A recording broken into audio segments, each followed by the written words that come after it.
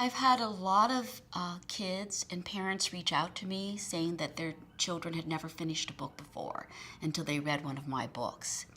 And I actually think my secret weapon is writing in the African American oral tradition.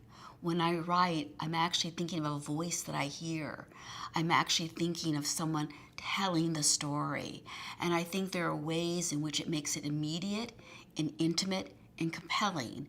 I also think that I have to balance that idea of ideas, keep them complex. So all the things I would write for adults, issues of race, class, gender, religious discrimination, I'm still writing them for children, just trying to find the appropriate way in order to tell that really substantive material for kids and then encapsulate it in a plot, a story that makes it exciting and entertaining. So I think kids almost feel when they read my stories that they're being read to, they're being soothed, they're not being patronized, and they're being entertained, which I don't think I would have made necessarily knew to do all of that if I had just started out writing children's books.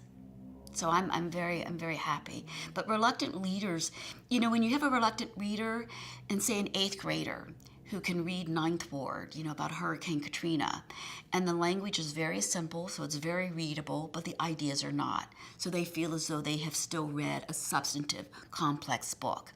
And then in some cases, you can have a third grader who can say, "Oh, I can read this book." And they can, because the language is very simple, but they might then need the teacher to help them go deeper and deeper into the book. So somehow or another, I have this big space where I can get this big audience and they can find enrichment depending upon their grade level. But writing books, particularly for older kids who are having trouble with reading, that still interests them intellectually and emotionally, that's very important. And I think my books do that.